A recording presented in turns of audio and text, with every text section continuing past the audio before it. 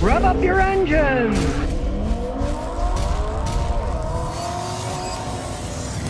Now here have a Buick LeSabre. These old ones, they were decent cars. We look under the hood. Good, it died. Now we can figure out what's wrong. He did say it was dying on him and it died, so that's a good thing. These V6 engines, these things can run forever. As you can see up here, 3.8 liter quart fuel injection. It's a pretty simple design. Now in this case, it's dying. So we're gonna figure out why the thing is dying. But it's old, it's got a little over 100,000 miles, so it's kind of low mileage. Originally, Buicks were luxurious cars. My grandfather, the mechanic, was a Buick fanatic. He always drove Buicks. And you can see they're luxury cars. Now it's getting a little wrinkled on the leather, but it's not ripped yet. They had a lot of room and big trunks. At point in time, the original rims look cool, but as you can see, the coating of the chrome is coming off. They didn't do such a hot job chrome plating them. But that, you basically have to blame on Massachusetts and the overuse of salt and chemicals on the road in the winter. So, what do you do when you get a car that conks out? He took it to a guy coming over here, and the guy said, I can't find anything wrong with it. Well, it sat here idling, and it died. So, there's definitely something wrong. Still got OBD2 on it. This I'll tell, even this old one, it read it, so knows it's an 04 Buick LeSabre 3.8.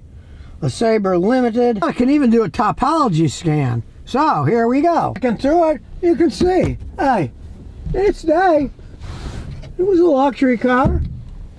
Lots of room. They're very smooth riding vehicles. And the leather armrest isn't even worn out yet. Memory seats.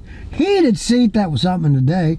You can put twilight lights on, early electronic HVAC system, and of course, a CD player and a tape deck. Done 100%, so it does have 2 codes on the powertrain, so let's see what they are. It's reading the codes and we'll see what they are. It's an old car, might take a little while. Mass airflow sensor, fuel level sensor, high voltage, we don't care about that. That's not going to make the car die. But the mass airflow sensor has a low frequency. First thing we're going to do is we're going to start this baby up. Start it up, and we're going to go to live data. We'll check out for mass airflow sensor data. Here we go. Okay.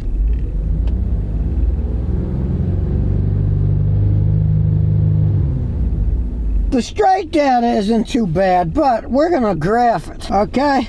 The mass sensor's blue and the map sensor's green. Now the map sensor's working, but as you can see, the mass airflow sensor,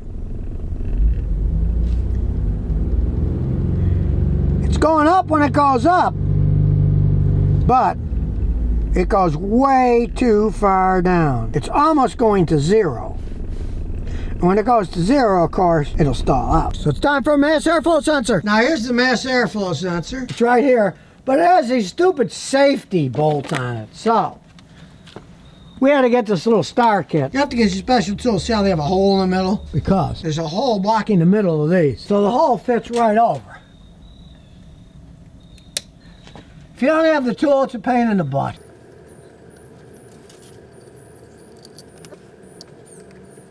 No one knows why they decided to put these on. You know, I mean, tamper-proof. Well, it's your car. Who's going to be going under here tampering with this nonsense anyways? This company's been around a long time, Blue Streak. They make pretty good stuff. And, if you notice, you got to get new. Don't get a rebuilt one. They're garbage. You can see putting them on. It's a pretty simple endeavor. The electrical part snaps back in, and you just screw them back in snugly. That's it. That's all you got to do. You don't need to torque them down. I mean, just get them snug. They're not going anywhere.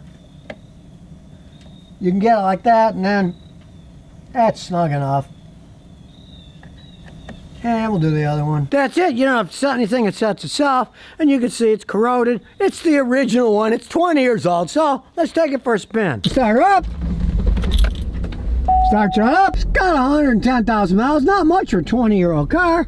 But of course, it does not have a backup camera. It's got a tape deck instead. If you can see it with my camera, it's still got a heads-up display. Look, we're going 3 miles an hour, 4 miles an hour backwards. I'm amazed. The heads-up display still works. As we go over this horrible road in Rhode Island, hey, I'm telling you, it still rides really smooth. Even 20 years later. Let me tell you, I have seen the fancy suspension systems in the Corvettes break down when they were 2 or 3 years old. This thing's 20 years old and it's still working. Here we go in a 20-year-old Buick LeSabre. Okay, here we go. Right, it's squealing out stars, baby. This thing is still running. Let's just say they don't make them like they used to, and this isn't even a V8. My grandfather always had the V8s in his, and they were even faster, but this 3800 V6 is a strong engine. Now, it's still a pretty quiet vehicle, smooth riding. Now, granted, it does only have 110,000 miles on it. It's not something that's got 350, 400,000 miles. But if he takes care of it, it wouldn't surprise me if it went that far. Bearings aren't making noises, and I'm amazed that that heads-up display still works. Shows that we're going 31 miles an hour. And you can see now it's riding like a dream. It's not stalling out. It is all fixed. Now, he's removed the beauty cover, and I'm going to sign it. He knows what I think about beauty covers. So, there it goes, a signed beauty cover.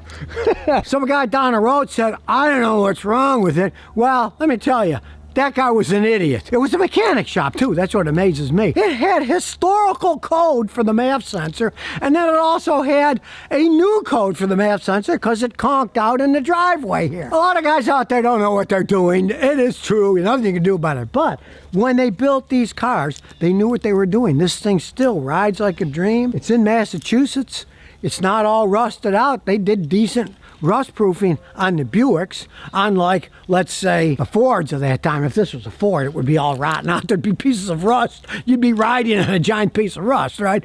But hey, the engine still goes good. It shifts. It was burning rubber when we road tested, and now with a simple MAF sensor, we fixed the problem. And here's some bonus questions and answers. Zach Baines, and he says, do Honda Accords and Civics need to have their engine valves adjusted every so often when new? As they age, yes, because they're kind of an old design. Now, the Americans ages ago went to hydraulic lifters. You never have to adjust the valves. If the lifters go bad, you got to replace them. But the Japanese vehicles, a lot of them still have manually adjusted valves. But the Hondas are an old style. There's the cams, and then they have rocker arms. Then they have little bolts, 2 bolts, and a screw that screws in and out. You loosen the bolt and you adjust them to adjust the valves. Well, those have a tendency of wearing out faster than, say, a Toyota that will have cams, a lot of them, sitting on top of stainless steel shims. And the stainless steel shims are what move on the cams.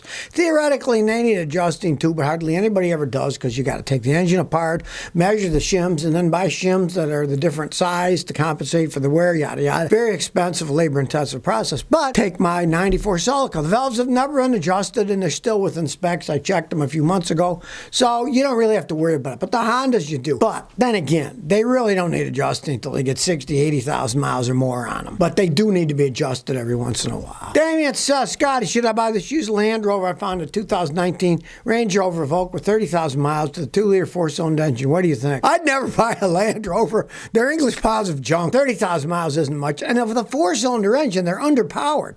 Those are pretty heavy vehicles. You put a 4-cylinder engine, they don't have enough guts to get them going. But they're English vehicles, and they fall apart. I mean, they're just terrible over time, you know. Now, they made pretty good vehicles 40 years ago, but not anymore. They're just endless money. People buy them because it's kind of a yuppie snob thing, you know. Hey, I've got my Land Rover, ooh.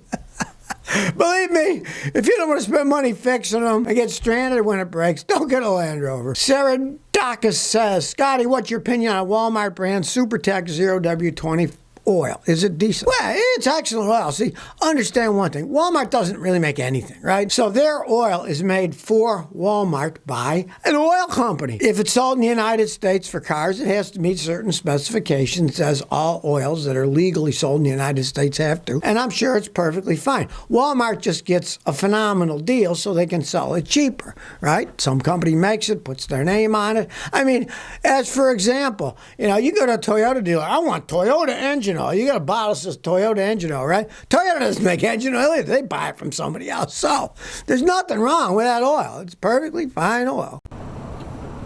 So if you never want to miss another one of my new car repair videos, remember to ring that bell.